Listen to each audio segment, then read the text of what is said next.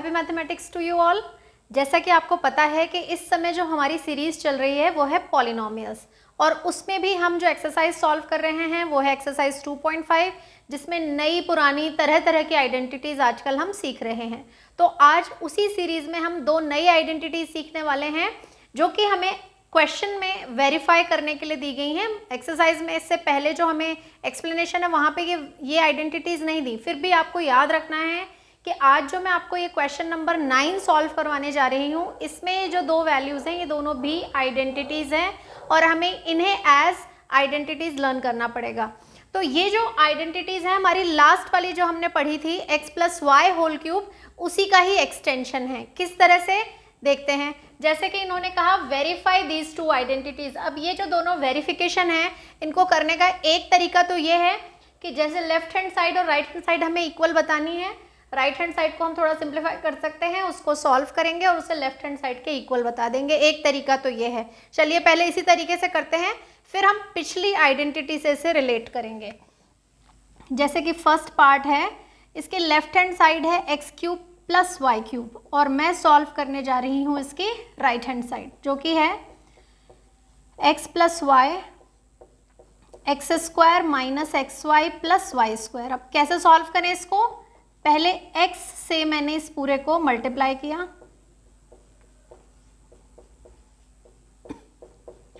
फिर y से किया, x से इसको मल्टीप्लाई करेंगे x³ - x² y, x को y² से किया xy²। अब y से करेंगे तो x² को y से मल्टीप्लाई किया x² y को -xy से किया xy² और y को y² से किया y³। x³ -x² y और +x² y एक दूसरे को कैंसिल कर देंगे और xy² -xy² को कैंसिल कर देगा और हमारे पास ये दोनों चीज़ें रह जाएंगी जो कि LHS के इक्वल हैं। तो इस तरह से हमने वेरिफिकेशन कैसे किया, राइट हैंड साइड को सॉल्व करके। लेकिन अगर हम चाहें तो पिछली आइडेंटिटी जो हमने पढ़ी थी हम उसकी हेल्प से भी ये वेरिफिकेशन कर सकते हैं। तो लास्ट आइडेंटिटी हमने क्या पढ़ी थी, होल क्यूब की आइडेंटिटी। तो क्योंकि ये क्वेश्चन x + y में चल रहा है तो हम इसमें x + y होल क्यूब की आइडेंटिटी करेंगे, और ये वाला क्वेश्चन जो है इसमें x - y दिख रहा है हमें, तो हम इसमें x - y होल क्यूब की आइडेंटिटी यूज़ करेंगे। तो x + y होल क्यूब की आइडेंटिटी क्या पढ़ी थी हमने, x³ + 3x² y + 3xy² + y³। अब इस आइडेंटिटी में से हमें क्या चाहिए, x³ + y³ हमें चाहिए, और ये चीज़ की हमें यहाँ ज़रूरत नहीं है क्योंकि लेफ्ट हैंड साइड में हमारे पास x³ + y³ है तो हमें उसी की ज़रूरत है। तो अब कैसे करेंगे हम इसको, ये जो राइट हैंड साइड है इसे मैं लेफ्ट हैंड साइड में कर लेती हूँ। किस तरह, x³ लिखा + y³ लिखा, और ये जो दोनों टर्म हैं इनमें से मैंने 3xy कॉमन ले लिया तो मेरे पास बचा रह गया x + y, और ये जो लेफ्ट हैंड साइड थी अब मैंने इसे राइट हैंड साइड में कन्वर्ट कर दिया है। अब हमने क्या किया, x³ + y³ हमें कैलकुलेट करना है, तो जो बाकी की ये चीज़ है इसको ले जाके हम ट्रांसपोज कर देंगे, यानी कि उधर ले जाके माइनस कर देंगे। राइट हैंड साइड की तरफ जाते ही ये माइनस हो गई, और अब जैसे फैक्टराइजेशन हम सॉल्व करते हैं कॉमन लेके, बिल्कुल वैसे ही इसको भी करेंगे। कैसे करेंगे, x³ + y³ = क्या करना चाहिए, x + y हम इसमें से कॉमन लेंगे, तो x + y पावर 3 है, यहाँ पावर 1 है, हमें पता है कि दोनों में से लीस्ट पावर कॉमन ली जाती है तो हम x + y कॉमन ले सकते हैं। ये बन गया x + y whole square - 3xy। तो x³ + y³ = x + y, और इसमें हमें आइडेंटिटी दिख रही है कौन सी, फर्स्ट आइडेंटिटी जो हमारी अलजेब्रिक एक्सप्रेशन की है, x² + y² + 2xy, और उसके बाद -3xy। तो ये क्या बन जाएगा, x + y x² + y² और 2xy और 3xy को सब्ट्रैक्ट किया तो -xy। तो हमारे पास वही रिजल्ट आ गया जो हमें यहाँ प्रूव करने के लिए कहा गया है। तो इस तरह हमारे पास एक ही चीज़ को प्रूव करने के कितने तरीके हो गए, 2 तरीके हो गए। हम इस तरह से भी वेरिफिकेशन कर सकते हैं और इस तरह आइडेंटिटी से ये आइडेंटिटी किस तरह डिराइव हुई हम ये भी करके दिखा सकते हैं। तो मैंने आपको प्लस वाली जो आइडेंटिटी है वो सॉल्व करके दिखाई है और आपका होमवर्क ये है कि सेम इसी तरह से ये जो सेकंड वाली आइडेंटिटी है ये आप मुझे डिराइव करके बताएंगे, चेक करेंगे कि आपको समझ में आया कि नहीं आया। दोनों मेथड से सॉल्व करने की कोशिश करेंगे और अगर ये आपको थोड़ा डिफिकल्ट लग रहा है तो कोई बात नहीं, इससे एग्जाम में तो आप सॉल्व कर ही सकते हैं, ये सबसे सिंपल मेथड है। तो ये वाली प्रैक्टिस करनी है, फिर मुझे आप बताएंगे कि आपको समझ में आया कि नहीं आया तो मैं एक बार फिर से ये आपको सिखाऊंगी। तो ये है हमारा क्वेश्चन नंबर 9। अब इसी क्वेश्चन की हेल्प से, इन्हीं आइडेंटिटीज़ की हेल्प से हम अपना क्वेश्चन नंबर 10 सॉल्व करते हैं। तो अब हम 9th क्वेश्चन में जो हमने आइडेंटिटीज़ डिराइव की उसकी हेल्प से क्वेश्चन नंबर 10 सॉल्व करने जा रहे हैं। अब देखिए कैसे करना है। ये जो फर्स्ट पार्ट है इसे होल क्यूब में चेंज करना है, दोनों टर्म्स को हमें होल क्यूब में करना है। 27 किसका क्यूब है, y3 का, और y क्यूब तो y का है ही, तो इसलिए ये 3y होल क्यूब हो गया। 125 5 का क्यूब है तो ये 5z होल क्यूब हो गया। और क्वेश्चन जो है वो हमारी इस वाली आइडेंटिटी पे बेस्ड हो गया, x cube plus y cube. देखिए नज़र आ रहा है, ये x क्यूब है, ये y क्यूब है, मतलब जो x कह रहे हैं जिसको ये मैं कैपिटल लेटर से यूज़ कर लेती हूँ, x इज इक्वल्स टू हो गया 3y और जो y है वो हो गया यहाँ पे 5z। तो राइट हैंड साइड जो है वो हमारा आंसर हो गई। अब राइट हैंड साइड में जहाँ जहाँ x है वहाँ पे मैं 3y रिप्लेस करूँगी और जहाँ जहाँ y है वहाँ मैं 5z रिप्लेस करूँगी। तो पहला जो ब्रैकेट है उसमें x प्लस वाई ही है, यानी मुझे 3y प्लस 5z ही सॉल्व करना है। दूसरा जो ब्रैकेट है हमारा उसमें पहले x का स्क्वायर है, यानी हमें 3y का स्क्वायर करना पड़ेगा, फिर माइनस का साइन और फिर x और y का प्रोडक्ट है, यानी कि 3y और 5z का हमें प्रोडक्ट लेना है। और उसके बाद जो y स्क्वायर है इसका मतलब हमें यहाँ पे 5z होल स्क्वायर को सिंप्लीफाई करना है। अब ज़रा देखते हैं कैसे होगा ये, क्या सिंप्लीफाइड फॉर्म आती है इसकी। तो देखिए 3y होल स्क्वायर कितना हो जाएगा, 9y स्क्वायर, तो इसकी जगह मैंने लिखा 9y स्क्वायर और ये जो 3y और 5z का प्रोडक्ट है ये हो जाएगा मेरा 15yz और जो 5z का स्क्वायर है वो कितना बनेगा, वो हो जाएगा 25z स्क्वायर। इस तरह मैंने अपने क्वेश्चन को फैक्टराइज कर लिया, प्रोडक्ट की फॉर्म में मैं ले आई, इसका मतलब ये फैक्टराइज हो गया। तो जिस तरह मैंने ये फर्स्ट पार्ट सॉल्व किया है वैसे ही हमें सेकंड पार्ट करना है। आइडेंटिटी क्योंकि बीच का साइन माइनस है, आइडेंटिटी बदल जाएगी, अब की बार हमें x cube minus y cube की आइडेंटिटी से करना है। करके देखते हैं, सेकंड पार्ट की बात करते हैं। तो ये जो 64m क्यूब है, 64 4 का क्यूब होता है, तो मैं इसकी जगह, अब देखिए इसमें क्या होता है कि कुछ स्क्वायर्स और क्यूब्स अगर हमने 8th क्लास में लर्न किए हैं तो वो यहाँ पे हमारी बहुत हेल्प करते हैं, और अगर हमने लर्न नहीं किए तो फिर हमारे पास दूसरा तरीका है कि हम प्राइम फैक्टराइजेशन करके 3 चीज़ों के पेयर बनाएं, तब हमें पता चलेगा कि हमारा नंबर किसके स्क्वायर्स और किसके क्यूब्स है। तो अगर आप लोगों को ये याद रहते हैं, मेरे हिसाब से आप लोगों को कम से कम 15 तक क्यूब्स लर्न होने चाहिए और स्क्वायर्स तो कम से कम 30 तक याद रहने ही चाहिए। तो अगर वो याद नहीं है तो कोशिश कीजिए कि हम इन्हें अब अच्छे से मेमोराइज कर सके, जिससे क्वेश्चन करते समय हमारा टाइम सेव होगा और हम जल्दी अपनी चीज़ें सॉल्व कर सकते हैं। अब जैसे 343 है, अगर मैंने पूछा कि ये किसका क्यूब है, अगर आपको याद है तो बहुत अच्छा, अगर याद नहीं है तो इसका प्राइम फैक्टराइजेशन करना पड़ेगा और वो कई बार थोड़ा ट्रिकी प्रोसेस हो जाता है। जैसे प्राइम फैक्टराइजेशन में ये 2 से डिवाइड नहीं हो रहा, 3 से नहीं हो रहा, 5 से नहीं हो रहा, तो कई बार हम हिम्मत हार जाते हैं और ऐसा लगने लग जाता है कि शायद ये क्यूब है ही नहीं, पर ऐसा नहीं है, ये 7 का क्यूब है, यानी सीधे 7 से डिवाइड होगा। तो इसीलिए अगर याद है तो आप लोगों के लिए बहुत अच्छा रहेगा। तो मैं आप लोगों को ये सजेस्ट करूँगी कि प्लीज़ लर्न कीजिए स्क्वायर्स और क्यूब्स, कुछ बेसिक नंबर्स के स्क्वायर्स और क्यूब्स हमें हमेशा याद रहने चाहिए। तो ये जो नंबर है ये बन गया 7n होल क्यूब, और अब हमें इसमें ये आइडेंटिटी करनी है। तो राइट हैंड साइड के अकॉर्डिंग पहले x और y को सब्ट्रैक्ट करना है। तो x की जगह हमारे पास है 4m और y की जगह है 7n, तो ये हो गया 4m माइनस 7n। अब हम दूसरे ब्रैकेट में आते हैं, तो पहले एक्स स्क्वायर यानी 4m होल स्क्वायर सॉल्व करेंगे, फिर plus sign 4m into 7n और फिर 7n का होल स्क्वायर, तो ये हो गया 4m माइनस 7n।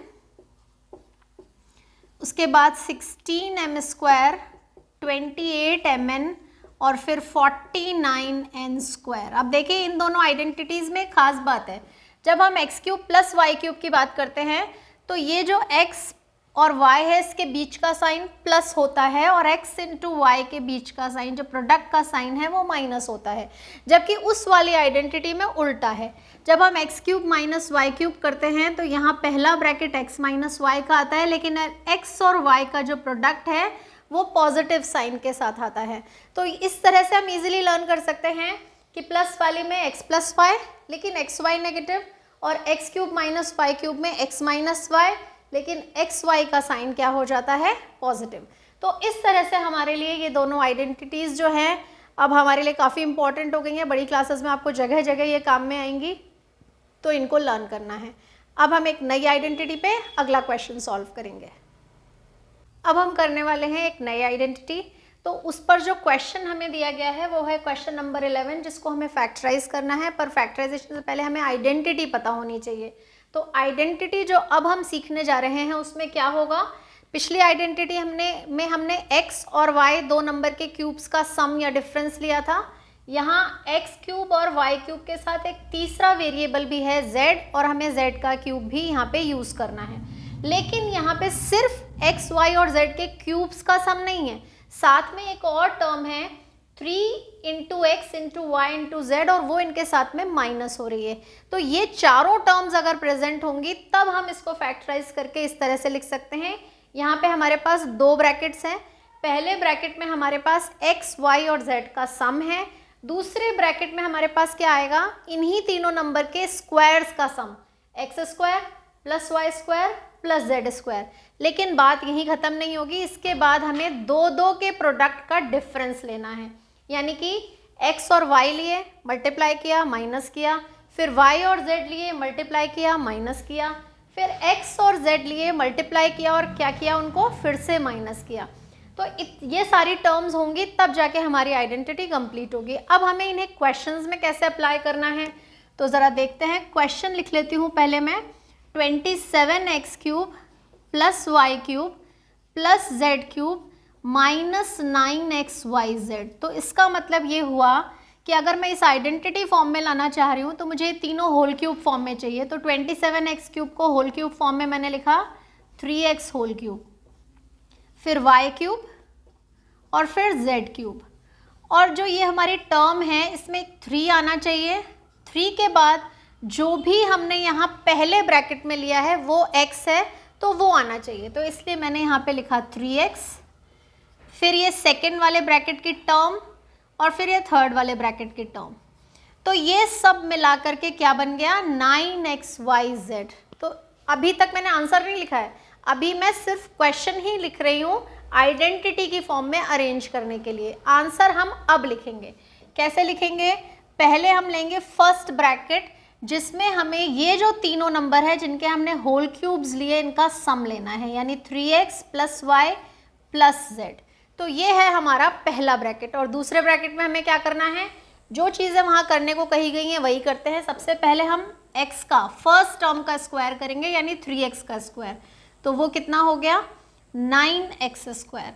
फिर सेकेंड टर्म और थर्ड टर्म के स्क्वायर्स क्योंकि वो खुद ही y और z हैं तो वो भी y square plus z square हो जाएंगे। फिर हम आते हैं प्रोडक्ट पे, दो दो के प्रोडक्ट पे। तो पहले हमें मल्टीप्लाई करना है 3x और y को, फिर नेगेटिव साइन, फिर हमें y और z को मल्टीप्लाई करना है, तो y और z की जगह y और z ही हैं तो हमारे पास फिर से माइनस yz आ जाएगा। फिर हमें मल्टीप्लाई करना है x और z को, यानी 3x और z को। तो अब हमारे पास ओवरऑल आंसर क्या बना, 3x plus y plus z, ये हमारा पहला ब्रैकेट है। दूसरा ब्रैकेट हो गया 9x square plus y square plus z square minus 3xy minus y z और माइनस 3xz। तो इस तरह हमने अपनी इस टर्म का फैक्टराइजेशन किया। अब इसमें बुक में तो आपने नहीं देखा क्वेश्चन, लेकिन इसमें कई बार ऐसा हो सकता है कि यहाँ जो एक्स वाई जेड है उनमें से कोई टर्म नेगेटिव हो सकती है। तो अगर वो नेगेटिव होगी तो हम उस नेगेटिव साइन को उस टर्म के साथ ही यूज़ करेंगे। जैसे मान लीजिए आइडेंटिटी होती, ये जो आइडेंटिटी है इसमें अगर y नेगेटिव होता तो मुझे कैसे नज़र आता, x cube minus y cube plus z cube plus 3xyz। अब ये क्वेश्चन क्या हो गया है कि x जो है पहली टर्म वो पॉजिटिव है, लेकिन सेकेंड टर्म y जो है वो नेगेटिव है। अगर ये नेगेटिव है तो यहाँ पे भी जो y हम यूज़ करने जा रहे हैं वो नेगेटिव होगा। तो वो नेगेटिव होगा तो ये नेगेटिव और नेगेटिव साइन मल्टीप्लाई होके इस साइन को क्या बना देंगे, पॉजिटिव बना देंगे। और इस तरह हमारा क्वेश्चन जो है वो इस फॉर्म में कन्वर्ट हो जाएगा। तो अगर क्वेश्चन इस फॉर्म में कन्वर्ट हुआ तो आंसर कैसा दिखेगा, जहाँ जहाँ y है वहाँ वहाँ माइनस का साइन। तो यहाँ पे y की जगह माइनस, यहाँ पे भी y की जगह माइनस आता, लेकिन आपको पता है नेगेटिव टर्म्स के स्क्वायर्स तो पॉजिटिव ही होते हैं, इसलिए मैं अगर इसको माइनस वाई होल स्क्वायर करूँगी भी तो भी ये पॉजिटिव हो जाएगा। जेड स्क्वायर, ये x और y दोनों का प्रोडक्ट करना है, एक साइन पहले से माइनस था, y नेगेटिव हुआ तो अगली बार में ये पॉजिटिव हो जाएगा। इसी तरह y क्योंकि नेगेटिव है तो माइनस और उसके बाद एक माइनस, फिर z और फिर x और z जो हैं वो जैसे हैं वैसे ही रहेंगे। तो आंसर कैसा दिखेगा, x minus y plus z, x square, यहाँ पे साइन का इफेक्ट ही नहीं पड़ेगा, x square plus y square plus z square, ये दोनों नेगेटिव साइन मिलके पॉजिटिव हो जाएंगे। यहाँ पे जो दो नेगेटिव साइन हैं ये दोनों मिलके भी पॉजिटिव हो जाएंगे और माइनस एक्स जेड। तो अगर आपके पास कभी ऐसा लगता है कि साइन में कुछ डिफरेंस आ रहा है तो ज़रूर चेक कर लीजिए कि हमारी टर्म नेगेटिव होगी, तभी हमारे साइन में कोई चेंजेस हो सकते हैं। तो ये क्वेश्चन नंबर 11 है और इसी से बेस्ड है हमारा क्वेश्चन नंबर 12। क्वेश्चन नंबर 12 के लिए हमें दिया गया है कि x cube plus y cube plus z cube minus 3xyz prove करना है। अब प्रूफ क्या करना है, दिया तो इन्होंने कुछ और है, लेकिन हमें क्या चाहिए होगा वो आपको पता है। मैंने जैसे आइडेंटिटी बताई थी, एक बार मैं आइडेंटिटी लिख देती हूँ। क्या आइडेंटिटी थी हमारी, x cube plus y cube plus z cube minus 3xyz किसके इक्वल होना चाहिए, x plus y plus z एक ब्रैकेट में और दूसरे में x square plus y square plus z square minus x y minus y z minus z x के equal. तो हमें ये चीज़ चाहिए। अब उधर अगर मैं ध्यान से देखूं तो आपको पता चलेगा कि x plus y plus z ये तो हमें दिख रहा है, ये रहा x plus y plus z हमें चाहिए और वो हमें वहाँ नज़र आ रहा है, लेकिन बाकी की टर्म जो है वो वैसी नहीं दिख रही जैसी हमें चाहिए। तो हम कोशिश करते हैं कि हम उसको इस फॉर्म में कन्वर्ट कर सकें। कैसे करेंगे, वहाँ पे कुछ आइडेंटिटीज़ दिख रही हैं तो मैंने RHS को सॉल्व करना शुरू किया। सबसे पहले मैंने लिखा RHS है क्या, हाफ है, फिर x plus y plus z है, ये तो हम अभी एज इट इज़ ही रखेंगे। अंदर हम आइडेंटिटी अप्लाई करेंगे, हमारी अलजेब्रा की जो सेकेंड आइडेंटिटी थी a minus b whole square वाली, वो हम यहाँ अप्लाई करने जा रहे हैं। X square minus 2xy plus y square, ये इस पे हुई, y माइनस जेड पे कैसी दिखेगी, y square minus 2yz plus z square, z minus x पे कैसी दिखेगी, z square minus 2zx plus x square. अब ज़रा थोड़ा सिंप्लीफाई करते हैं इसको, ये तो एज इट इज़ रहेगा। यहाँ पे ध्यान से देखें, x square plus x square यानी कि 2x square, y square plus y square, यहाँ पे दोनों वाई स्क्वायर मिलकर के क्या बन गए, 2y स्क्वायर। इसी तरह Z square plus z square मिलके हो गए 2z स्क्वायर। ये है हमारा माइनस 2xy, ये है हमारा माइनस 2yz और ये है हमारा माइनस 2zx। तो मैंने सारी टर्म्स ले ली हैं इसमें। अब इस ब्रैकेट की एक खास बात है, सब टर्म में 2 दिख रहा है, यानी मैं 2 कॉमन ले सकती हूँ। तो मुझे 2 कॉमन लेना है, half bracket x plus y plus z, और यहाँ से मैंने 2 कॉमन लिया तो अंदर x square plus y square plus z square minus x y minus y z minus z x. ये जो 2 है ये इस 2 को कैंसिल कर देगा और हमारे पास बचा रह गया x plus y plus z bracket x square plus y square plus z square minus x y minus y z minus z x. और क्योंकि हम आइडेंटिटी से जानते हैं कि अगर हमारे पास ये चीज़ आ जाएगी सामने तो ये इसके इक्वल होती है, तो इसलिए मैं इसकी जगह ये रिप्लेस कर सकती हूँ फ्रॉम आइडेंटिटी। तो इसकी जगह मैंने क्या लिखा, x cube plus y cube plus z cube minus 3xyz। This is equals to क्या हो गया, हमने RHS से शुरू किया था और हम किसके बराबर पहुंच गए, LHS के बराबर पहुंच गए, इसलिए ये हमारा यहाँ पे वेरीफाई हो गया। तो इस तरह से हमें अपने रिजल्ट को वेरीफाई करना है। तो आपके सिलेबस में यहीं तक की आइडेंटिटीज हैं, इसके बाद जो 2 क्वेश्चन हैं वो इस साल के सिलेबस से डिलीटेड है, लेकिन फिर भी मैं आप लोगों को सजेस्ट करूंगी, इसी आइडेंटिटी का एक्सटेंशन है और हमारी कैलकुलेशंस को बहुत सिंपल बनाने वाली वो आइडेंटिटी है, तो वो आइडेंटिटी आपको पता होनी चाहिए। तो इसलिए हम उसके दोनों क्वेश्चन सॉल्व करते हैं, जिससे कभी भी आगे हमें उसकी ज़रूरत पड़े तो हमें दिक्कत नहीं आएगी। जो आइडेंटिटी अब हम सॉल्व करने जा रहे हैं ये कहलाती है कंडीशनल आइडेंटिटी। जो लास्ट आइडेंटिटी हमने सीखी उसी से ही एक कंडीशन अप्लाई कर दी जाती है और ये कंडीशनल आइडेंटिटी बन जाती है। वो कैसे, लास्ट आइडेंटिटी जो हमने सीखी थी वो थी x cube plus y cube plus z cube minus 3xyz, this is equals to x plus y plus z, फिर x square plus y square plus z square minus x y minus y z minus z x. अब इसमें condition क्या apply की, question number 13 में हमें वही समझाया गया है कि किस तरह ये कंडीशनल आइडेंटिटी में चेंज हुई। उन्होंने कहा कि एक्स वाई जेड 3 ऐसी चीज़ें हैं जिनका सम 0 है, तो क्या होगा, यहाँ जो मेरे पास राइट हैंड साइड है इसमें x plus y plus z 0 हो गया। अगर ये 0 हो गया तो अब 0 से हम कितना भी बड़े ब्रैकेट, बड़ी चीज़, बड़ा नंबर मल्टीप्लाई कर लें वो 0 ही होगा। तो यहाँ इतना बड़ा ब्रैकेट है मेरे पास, लेकिन ये सारा इससे मल्टीप्लाई होके क्या रह जाएगा, 0। तो हमारे पास क्या रह गया कि x cube plus y cube plus z cube minus 3xyz is equals to 0। और अगर ये 3xyz मैं उस साइड पे ट्रांसपोज कर दूँ तो ये कैसा दिखेगा, x cube plus y cube plus z cube is equals to 3xyz। तो क्वेश्चन नंबर 13 में उन्होंने एक्चुअली हमें कंडीशनल आइडेंटिटी ही समझाई है कि अगर इस आइडेंटिटी में कभी भी हमें ऐसे 3 नंबर्स मिल जाएं जिनका सम 0 है तो उनके क्यूब्स का सम निकालने के लिए हमें क्यूब सॉल्व करने ही नहीं पड़ेंगे, बल्कि हमें सिर्फ उन तीनों नंबर को आपस में मल्टीप्लाई करना है और साथ में 3 से मल्टीप्लाई करना है, हमारा आंसर आ जाएगा। जैसे कि क्वेश्चन नंबर 14 जो दिया हुआ है उसमें भी उन्होंने कहा है कि विदाउट एक्चुअली कैलकुलेटिंग क्यूब्स हमें ये क्वेश्चन सॉल्व करना है। तो देखते हैं कैसे होगा। तो क्वेश्चन नंबर 14 का जो फर्स्ट पार्ट है इसमें एक नंबर दिया है -12 का क्यूब, दूसरा जो नंबर दिया है जिसका हमें क्यूब करना है वो है 7 और तीसरा नंबर जिसका हमें क्यूब करना है वो है 5। अगर मैं इन तीनों नंबर्स को प्लस करके देखूं -12 प्लस 7 प्लस 5 तो आपको पता चलेगा कि क्या होने जा रहा है, 7 और 5 का सम +12, यानी ओवरऑल इसका सोल्यूशन कितना आ गया, 0।